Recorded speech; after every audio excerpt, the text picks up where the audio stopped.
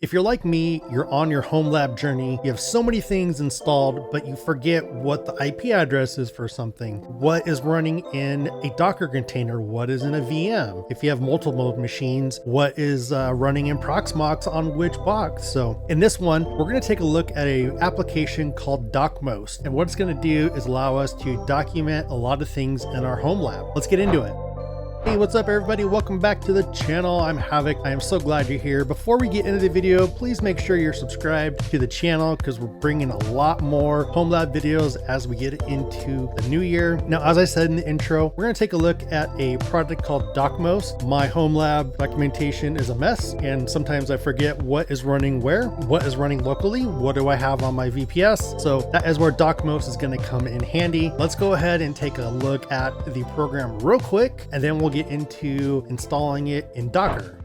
Here we have Docmost, and you can see it's an enterprise ready wiki for modern teams. If you're familiar with a product called Confluence, it's kind of similar to that. And this is a really cool opportunity for us to create, if you have different projects or different like departments or locations, you can break stuff out into documentation for those specific organizations as well. So let's go ahead and scroll down here. You can see we've got real-time collaboration, permissions, team spaces, public sharing. We can do diagrams, built-in editor support for draw.io and Excalidraw. So that's really cool. You can leave comments on stuff. Here we got like a slash menu. So we'll take a look at that once we get everything installed. Smart mentions. If you have multiple users using this, you can mention them. We got search, a nice powerful editor, SSO login. So this is for the enterprise stuff only. This is the paid plan. Unfortunately, this won't be on the free product that we're going to self-host. And the same for two-factor authentication. And what I want to get into as well, there's a lot of integration, but something important is there is options for connecting your local LLM, but not in the free version. I've tried it, and the directions and the documentation say it's only in the paid version. So before we get into that, just so you know, we can't connect it to a llama, but it's not going to work. It says it's a paid version only. So if we go to the GitHub here, we can see just all the packages, etc. We can take a look at the walkthrough stuff. We're just going to get right into the meat of it. Let's go to the documentation, and we want to go installation. And what we're going to do is put this on Docker, and this is so bright. Let's go dark mode. There we go. We're going to put this on Docker, and prerequisites, they say Ubuntu, but have Linux, whatever flavor installed. Make sure you install Docker. If you don't know how to do that, I have a video on the channel on how to do that. So make sure you take a look at that. The first thing we're going to do is we need to make some directories here. So let's head over to our terminal software, log into our server, and we will make that directory.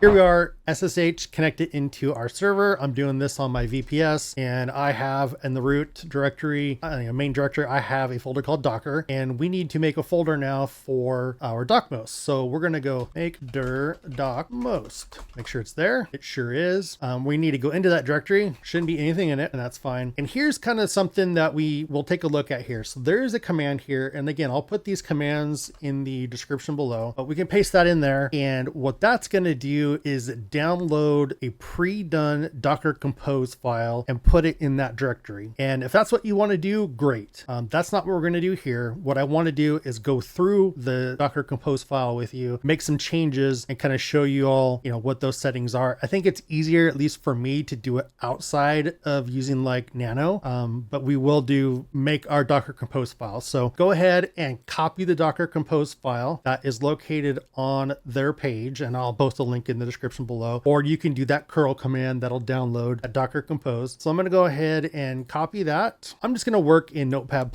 You can see here all of our stuff. First thing we need to do is we need to change the app URL, and this is where it's going to be hosted. Are you going to use a domain name through like a reverse proxy, or are you going to do just IP address? So if you're hosting it locally, you'll want to type in the IP address to whatever server that's running Docker. The IP address, you'll type that in here, and it's going to be port 3000. For me, I'm going to go and try to do a domain name, and we'll do a reverse proxy with Nginx Proxy Manager. So mine will be, we'll call it docmost.vistalab com. And the app secret, this is an important one. If you leave this default or don't put anything in there, like if you leave it replaced with long secret or leave it blank, Docmost is not going to work at all, period. You're gonna have a bad time. So in the directions on their page, it needs to be like a strong random key, 32 characters minimum. And what I found is doing it by myself didn't work. You want to use the command they have. So we'll go back over to our SSH here, and we're going to paste in this command, open SSL random hex 32, enter. You're going to get this long random number letter string here. You want to go ahead and copy that, and inside of your Docker Compose file where it says app secret, that is where you're going to paste that long code in there. If you don't do it, it's not going to work. Let you know. It'll start. Docmost will start in like Portainer or in Docker. You won't be able to access the site. So just make sure you do that. And then what we're going to do next is we need to set up some strong passwords. So down here under Postgres, this area here where it says Postgres password, a strong DB password, create some random strong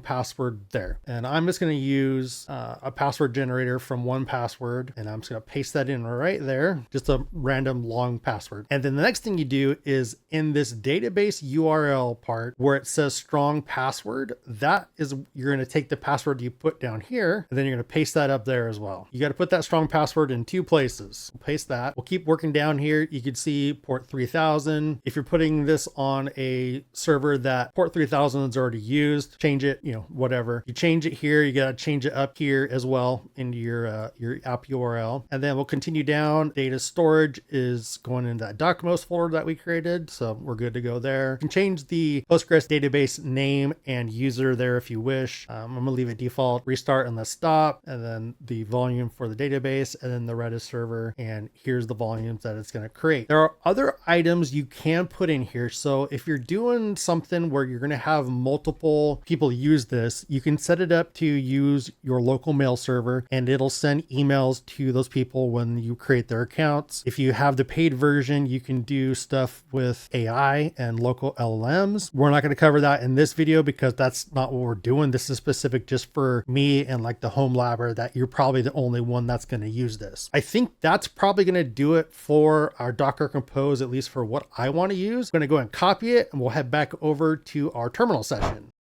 In our terminal session here, we're going to go sudo docker compose, and that'll open up a file called docker compose. And I'm just going to paste all the stuff that we just did out of our docker compose file in Notepad++. We'll go ahead and save it, and we have our docker compose file there. Now what we do is run it. So we'll go ahead and do docker compose up -d, and it should start running and pulling down the images and installing our database and Docmost. Might take a little bit, so we'll go ahead and let this go and we'll come back when it's done. All right, we can see everything is installed and it shows here what our container names are. Let's go ahead and go over to Portainer and just make sure everything is up and running. Here we are in Portainer. I'm just going to search for Docmost, so it'll sort it out there, and you can see our 3 things there. We have our database, our Redis, and Docmost itself. If we go into Docmost, we can see some of the environmental variables all right here. Remember,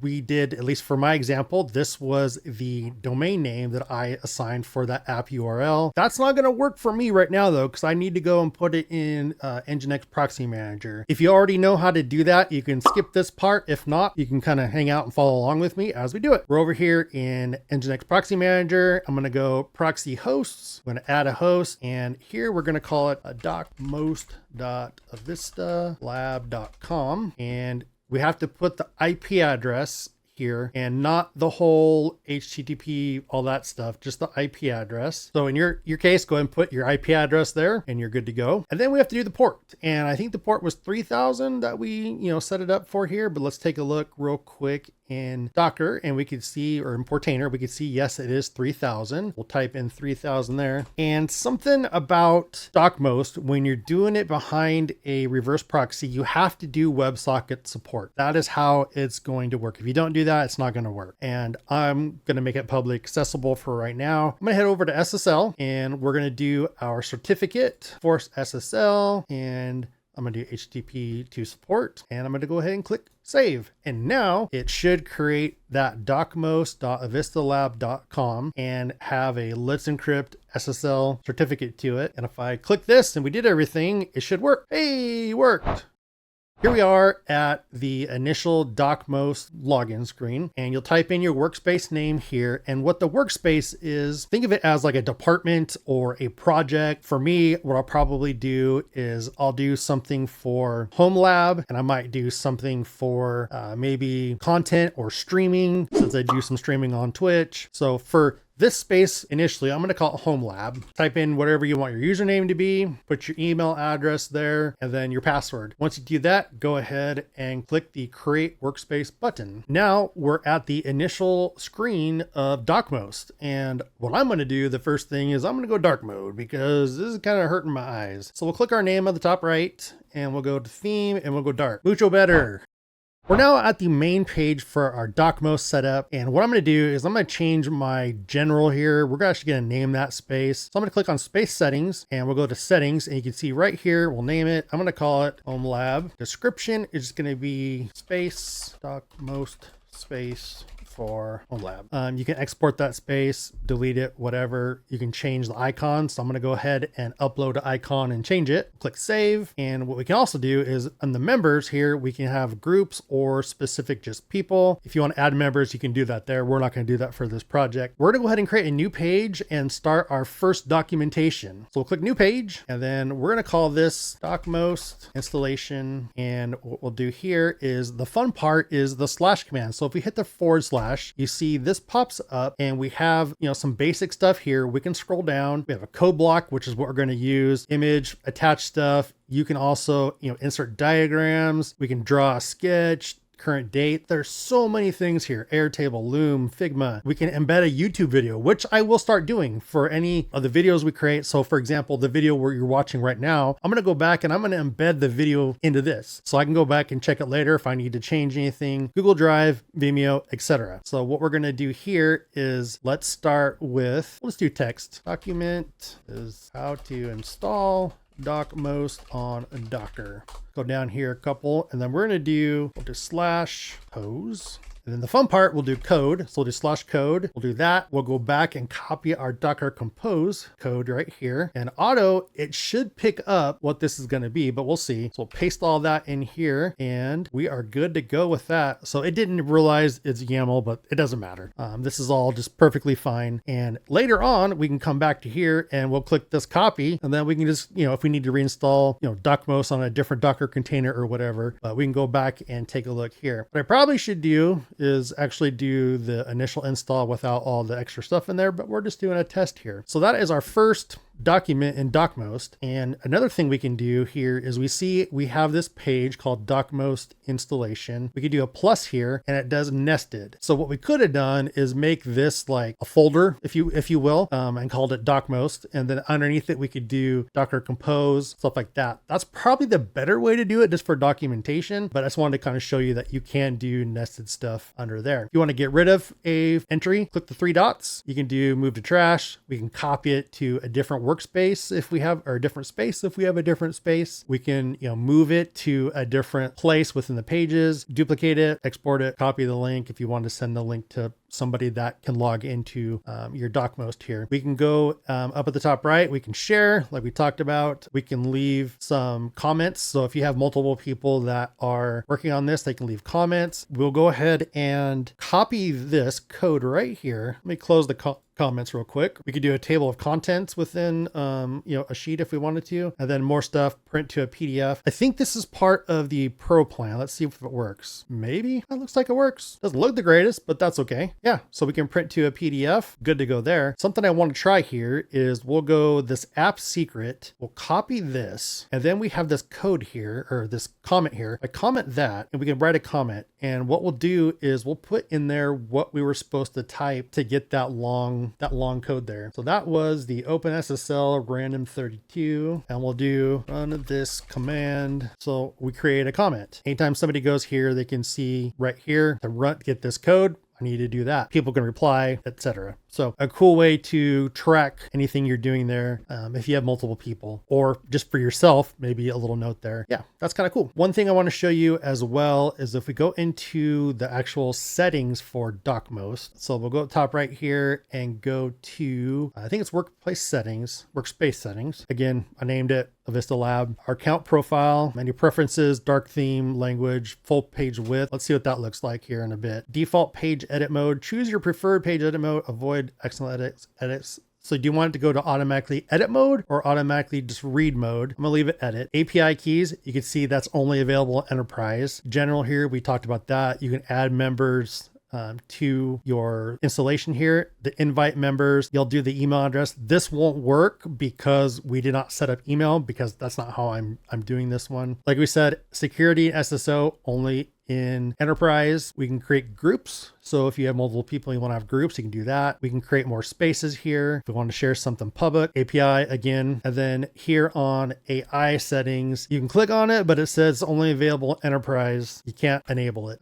to be able to do AI search. So I tried it in the Docker Compose file and it didn't work. But if you go here to license, you can see you're on the open source edition and we have one member, etc. So back here, we can see now that we're full screen or full width. I don't kind of like that. I think that's a little too much. So I'm going to go back and change that setting under preferences, and we'll go back here to full page width. We'll turn that off, and let's go to read. Let's see what that looks like. If we come here, we're now back to shrunken width there, which is what we want. Okay, so at the top right here, it says read and edit. So we can't do anything to a page right now because we are in read mode. If we do edit, then we can start, doing stuff there. So it really depends on how you want to load a page. Do you want to automatically go to edit mode or read mode? I'm going to leave edit mode because I want to be able just to jump in and edit stuff, at least for right now. So let me go back and change that. And let's see some other stuff here. We'll delete that and we'll call this, we'll just call this drawing. Let's see if it'll let us do any drawing without having Excelodraw. So double click to edit Excelodraw. So it's built in. We can automatically start making like network diagrams and stuff in here. So if we do here, we can go that, where's our text here? Docker, and then we can go, let's do a line. We're just randomly doing stuff here to see how it works. And then we'll call this one server. And FYI, you can just double click in the shape. You don't have to do the text like I did earlier. And do these connect? Can we connect them? Doesn't seem like there's connectors, but you can make it look like they're connected. Server, and we can add an image. We can just do freehand drawing if we wanted to. Can we undo? Well, Control Z. It works. Control Z works. Or on the bottom left, you have, redo and undo. We can change our color here to do, let's say we'll make this our router. You see it's that blue. If you wanted to do a background color, you can do that as well. We're gonna leave it transparent. There's so many things you can do just already built in to Docmost. I like that it has this Excelodraw already built in. We'll save and exit, and you can see now we have our drawing is automatically inside of our document here. We can do resize it however you want. It sure is not pretty. Edit it, go do that. I don't know if we can change the background here. Maybe you can, doesn't matter. Keep selected tool active after drawing. Okay, you can select and delete. Good to go. I'm just going to exit. I'm not going to save. So there's our pretty drawing. That's really cool that allows you to do that. And then we can do more stuff here. We can do a to-do list. We'll do update Docker containers, update server, new routes, VLANs on router, and then create user for Docmost. So yeah, we got our to-do list. And there's little kind of 6 little dots to the left of this. It might be a little hard to see, but you can click that and you can move these around. If you don't want the drawing to be on the top, we can move the drawing under here and it lets you do all that. So really, really cool, program here. Go back to overview and then we can see our recent documents. We can search. It doesn't really matter because we don't have anything to really search on. Yeah, that is Docmost. What a really cool application. Excited to really start using this within the home lab environment to document everything. And I have some ideas on how I'm going to organize stuff. I'm tired of having little, snippets of code or Docker Compose files laying around. So this is going to be a great way to allow me to do that and come back and take a look when I documented some things, move away maybe from just a spreadsheet and having real documentation in here for various, hardware and applications. I hope you enjoyed that video. Let me know in the comments below what you are doing with Docmost, or if you're using a different product to make your home lab a little better with documentation. Let me know what product that is. And again, I'll put all of the commands that you need in the description below, and I'll link over to the GitHub for the documentation of Docmost. Really appreciate it. Make sure you're subscribed to the channel. We're working on growing. Until next time, stay safe, have fun, and keep doing good.